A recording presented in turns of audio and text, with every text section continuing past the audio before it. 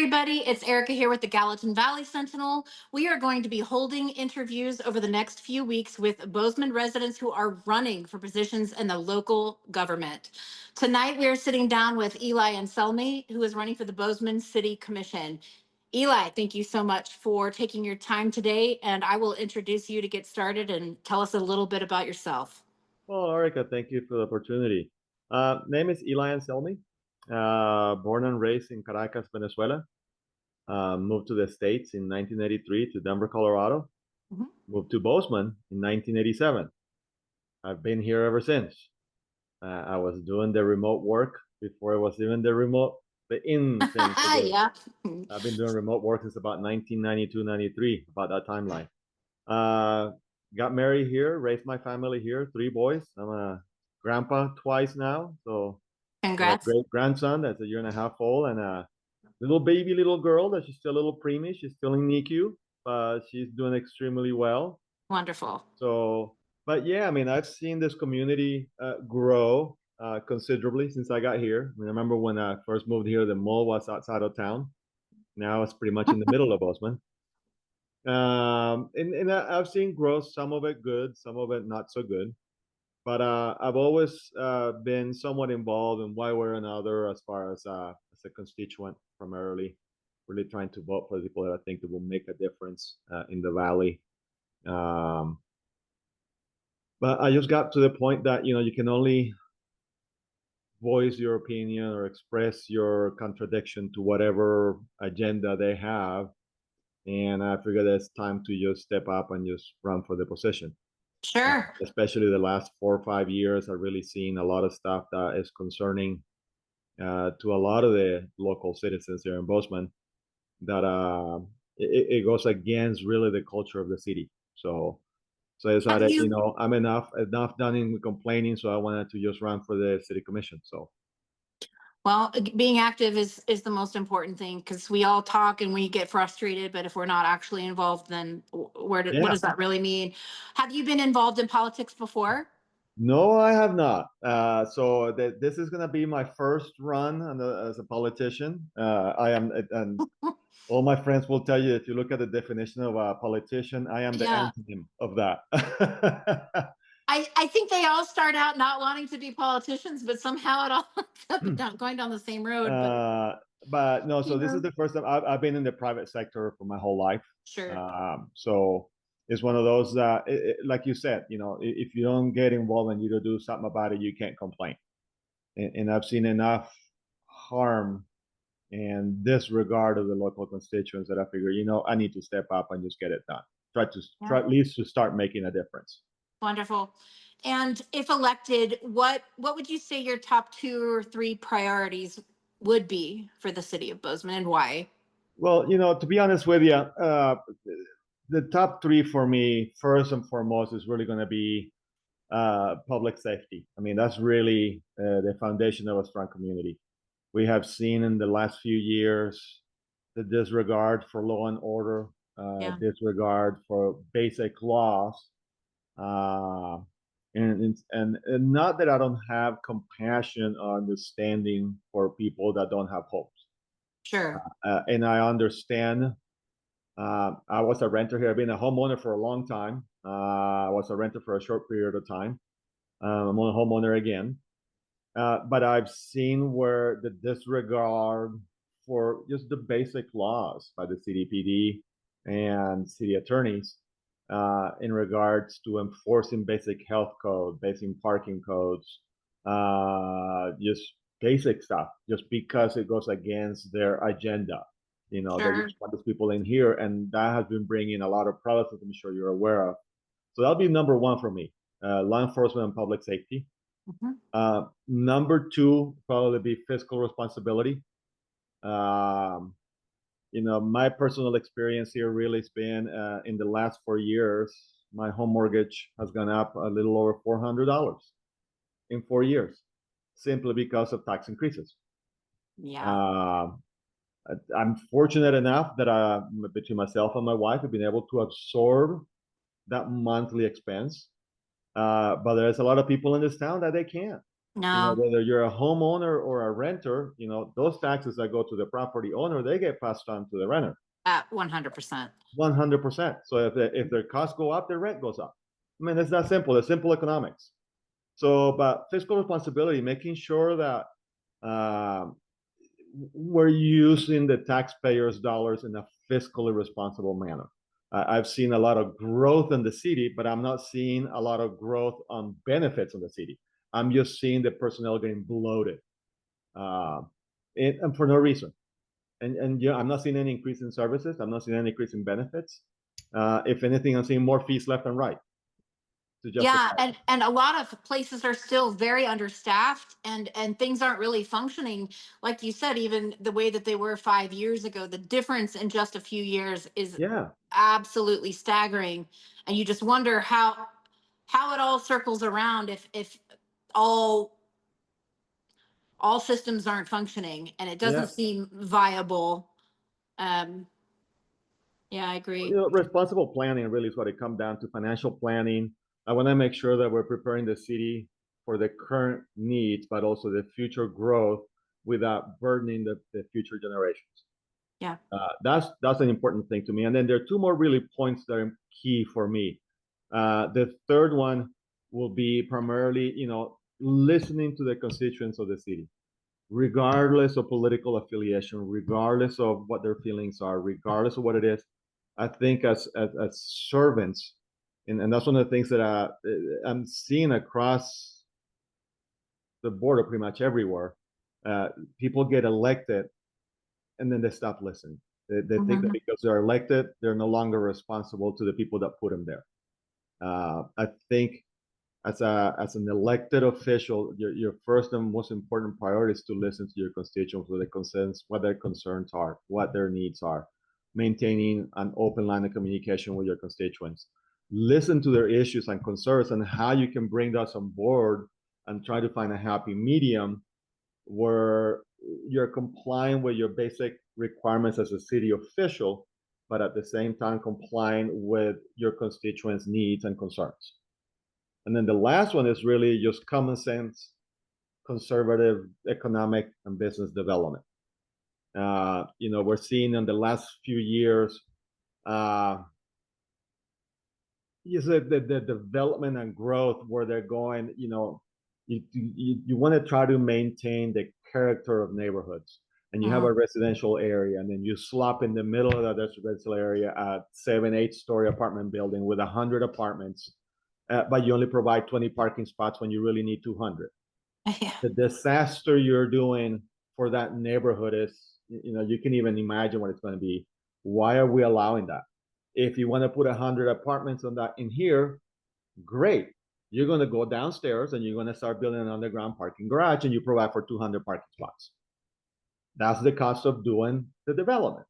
Not to burden, oh, well, we're going to have a little increase in tax here or whatever, but we're going to burden the rest of the whole neighborhood.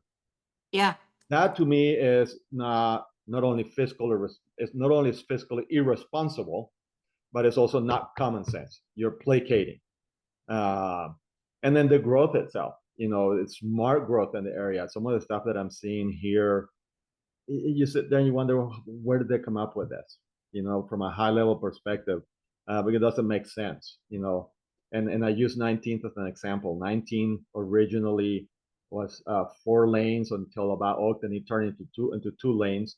And then a few years later, we're going to have to spend about the same money that we need to put the whole 19th interchange just to expand those 2 lanes from that street to the next one. If you're going to do it correctly, do it fiscally Mhm. responsible and plan for the future. So those are really my 4 key points: common sense, conservative development and growth, fiscal responsibility, listen to the constituents, and then really strong support for public safety. And that talks law enforcement, fire, and emergency management. Yeah. So that leads us into a category, housing. What role do you believe the local government should have in the creation of affordable housing? That's a big issue. Big issue. And that's where I think where I differ from the current people in the commission. There has never been a circumstance where the government has made something better. It just hasn't happened. And I don't think it's the position of the commission to try to come up with money from the feds or money from here, or let's create a program. By the way, we need to add more people to this program so we can manage this program, and us trying to provide affordable housing. I think that is just a guaranteed failure, and we've seen it. They've been talking affordable housing for the better part of 8 years, and nothing has happened. There is no affordable housing in Bozeman. I think there's the position for someone in the city commission is to really set up the framework through policies where you can waive certain requirements on a development, waive some setbacks, create some incentives for the developer to bring the cost down. Your construction costs are fixed. You can't do it as a city official. You can't do anything about construction costs. Construction costs are fixed. Businesses are businesses that need to make money. The cost of developing the land so you can put that house, that's where the city's been through their policies. That cost has increased and increased. You can't buy a city lot for less than $150,000 in Bozeman. It's impossible. It doesn't exist. I think the average is $170,000 within the city limits or the surrounding area.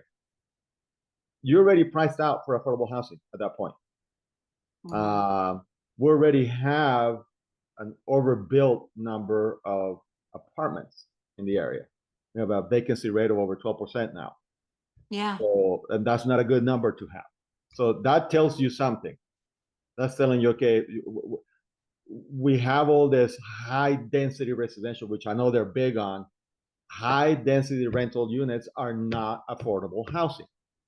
If you keep increasing costs, that cost gets passed to the renter. Makes it not affordable. I don't know if you've seen what the price of a 2-bedroom, 1-bath rental apartment in town is. I have. I've been a renter in Bozeman for many years, and my husband and I just bought our first home, and because we could no longer justify paying rent, yeah, like that, it's over $2,500 for a basic 2-bedroom, 1-bath. Unbelievable. And if you want a 2-bedroom, 2-bath, it's even higher. Yeah.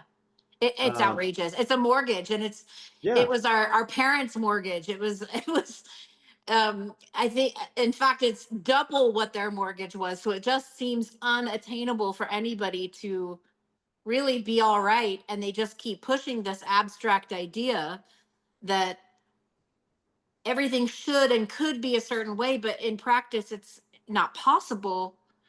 And it just keeps kind of steamrolling, and people are really frustrated. Yeah, and I think this is what we have seen in the city for a number of years now, where they talk and talk and talk about affordable housing. They come up with new programs, and they come up with new departments for the city, and they add new staff so they can run that program. They do all this stuff, and what's happening? Everything keeps going up.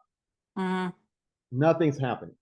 The only successful quote unquote initiatives that I've seen on affordable housing, which isn't really affordable housing, is private party funded and built apartments for low income renters. Now, as far as I'm concerned, I think it's great that they were able to do that privately, but that is still not affordable housing. Housing is when a young couple on their mid-20s, they get married, they're both working, and they're able to get into a home for no more than half of their income. That's affordable housing. Renting an apartment is not affordable housing. Yeah. Because you're not building your personal wealth at that point. You're building someone else's wealth. And I think as a city official, the smart thing to do is to set up the framework. Basically, certain guidelines where if you want to come in with this development, and yes, they have the plan and they're working on it right now with other requirements that you need to do. But you got to have this type of street. You got to have so much of this set aside for park, and you got to have this big of a street. And you got to have this much setbacks, and oh, by the way, you have to pay for this over here too, and you have to pay for that over there. So by the time you're said and done, that lot is, developer wise, you're talking 150, 160, $170,000. You just price yourself out of the market. Yep. You put a 1,400 square foot home at $200 a square foot, which is a fixed cost for the builder. You're $500,000 already. Is that affordable in today's market? No. No. And that's where I differ from there. I don't think it is the government's place to be trying to do that. The government's place is to set up the policies and the framework as to how can we achieve, because it is still going to get done by the private sector. The building is done by the private sector. The developing is being done by the private sector. The last thing I want is this, any type of government involved in developing land and building property. We've seen that's happened in many countries and in the United States. It's a disaster. Cost overruns everywhere. That's the last thing I want to see. But that's my position. And that's what I think where I differ from them. I think if it was setting up the right play box with the right policies and providing the right structure where a developer can come in and develop that land at an affordable cost, and then the builders can come in and or the individual and put a house at a fixed cost, they can get into a home in that $250,000 to $300,000 range. Now that sounds more affordable. Yeah. Especially with the medium income here. So that's my position on that one. I hope that answers the question. Yeah, absolutely. You answered a lot of questions. So how do you feel about the city funding tenants' right to counsel? It sounds like you've been participating in a lot of the meetings, and we've seen the yellow shirts. We've seen this initiative to, I've got personal ideas about it, but how do you feel about it? That just stinks from the minute they said it.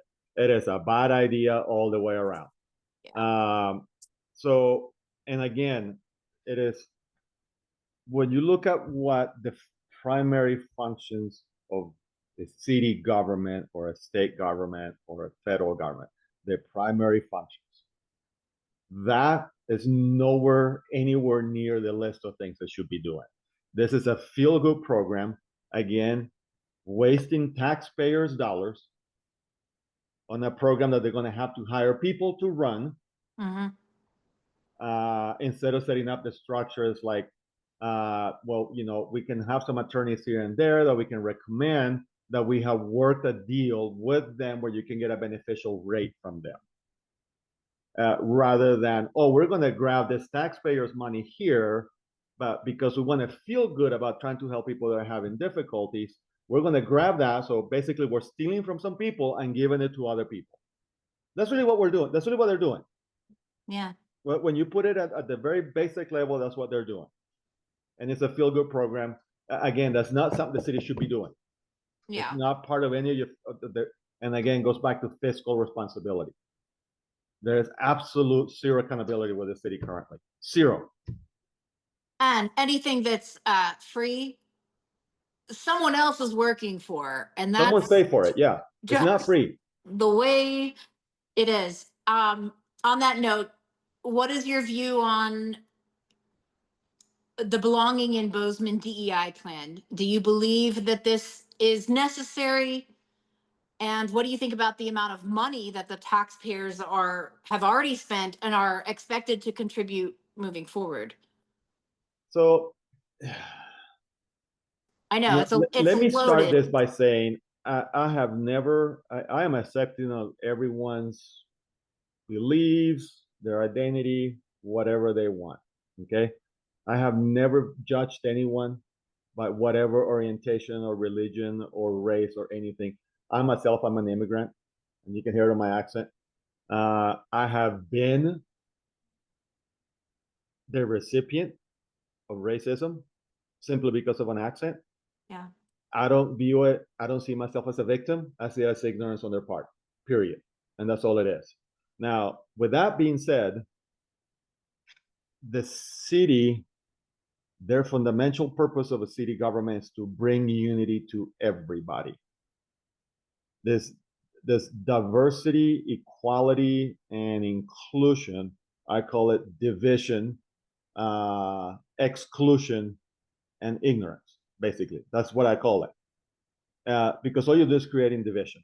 And for the city to pick a specific group and support above everyone else, a group that doesn't even account for 2% of the population of the city,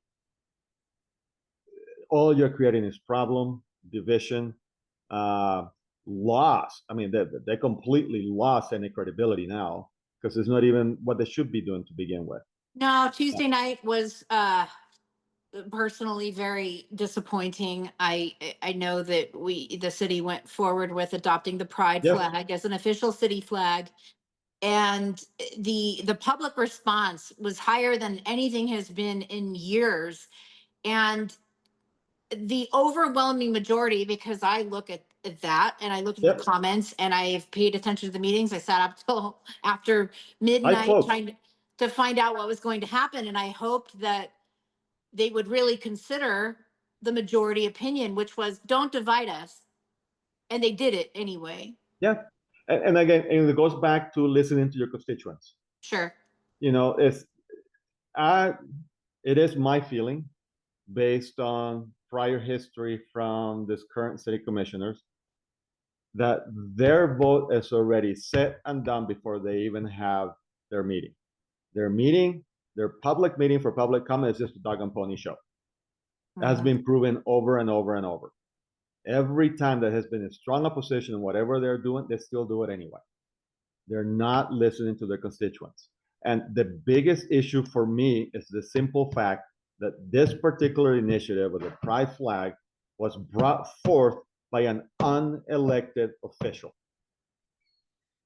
It was brought by someone that was appointed to that office. Yeah. That to me is the biggest affront to the constituents in the city, to the citizens of the city.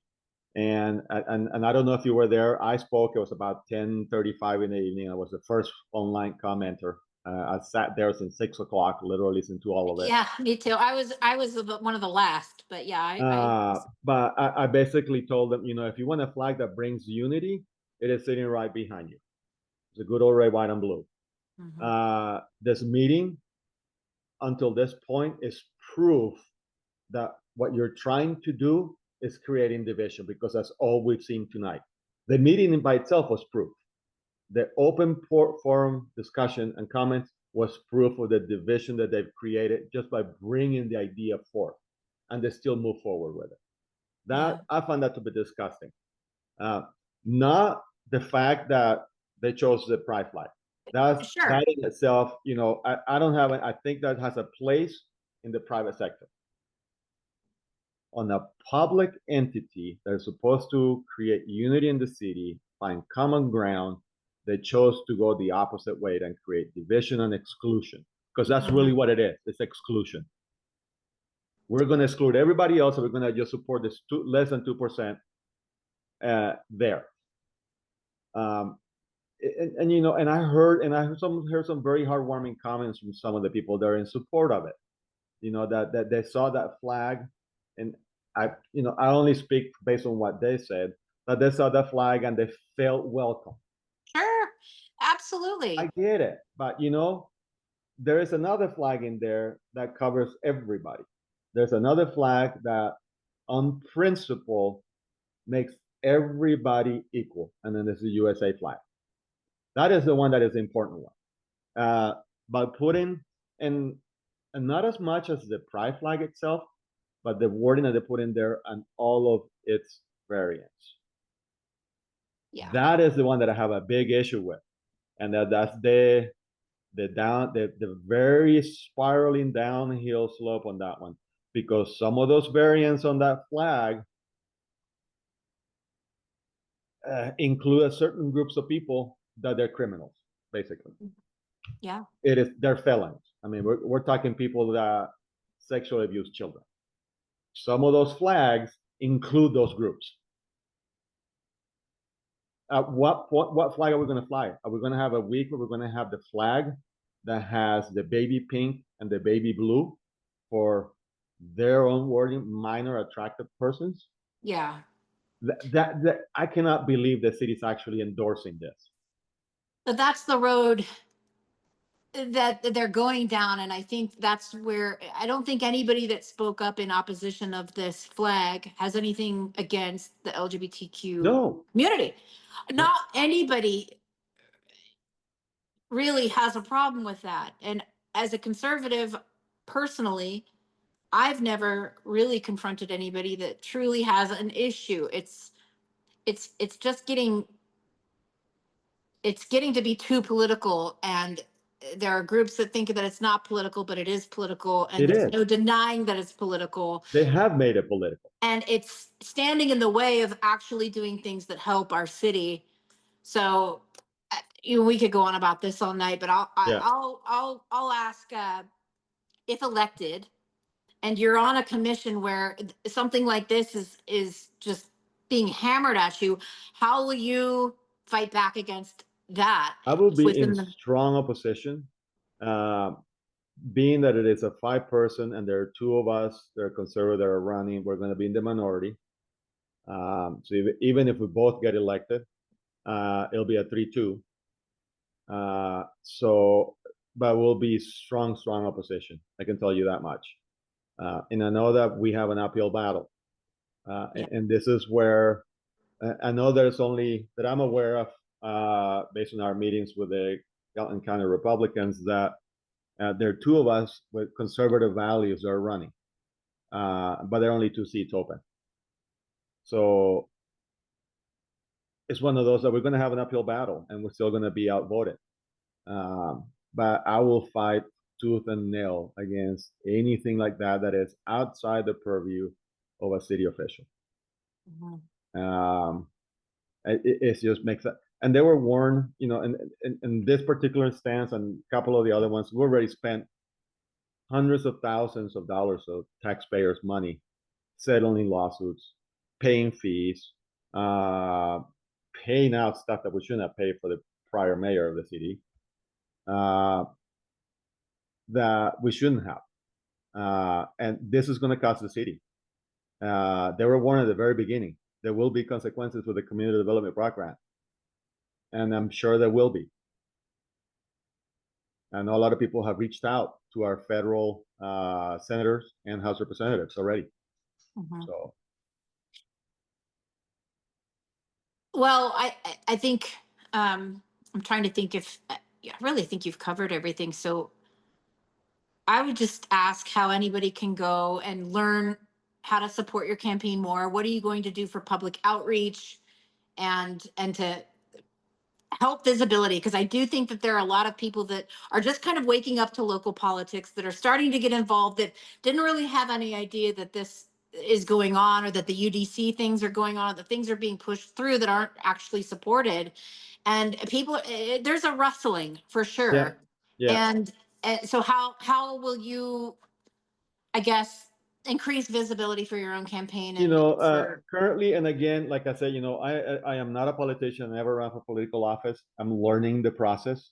Yeah. I am going to be meeting with a certain number of people already that's scheduled for that, to try to get some ideas what I need to do. I do have a Facebook page that's been set up. Okay. I have contact information there. It's just Eli Anselmi for Bozeman City Commission. I do need help on trying to set up fundraisers. I do have a campaign account already set up. I don't have a website yet. That's something that I'm working on, and I will have a donation link there. But I also have the bank information on my Facebook page. So if someone is willing to make a donation to the campaign, I know I have an uphill battle to do here. I know it's going to be an uphill battle, and I know that I'm going not only against a fairly large majority that will vote Democrat no matter what, no matter how bad they are, they will still vote just because they're Democrat. But I also know that there's a lot of outside money coming in here. Yeah. A lot of it.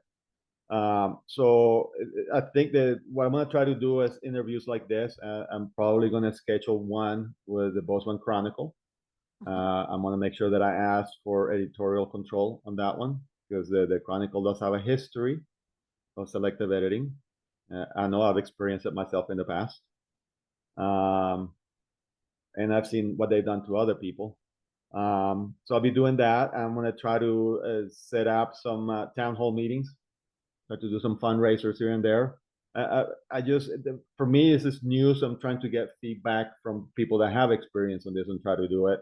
But I do know that I need to get exposure and get out there. So, Yeah. and I know that the young Republicans for Gallatin County are going to be helping going door to door as well. So there's certain things that we're working on, certain things that I don't know yet, that I'm learning as I go.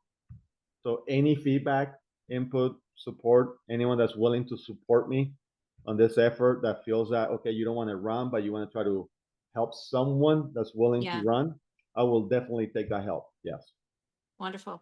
Well, we are wishing you all the best, and we welcome any updates. Please feel free to reach out to us, and we are available to all of the candidates. The reason Gallatin Valley Sentinel was formed was to keep the public informed, Yeah. and Well, thank you. we're trying so hard to get the word out there and Yeah. to get people involved.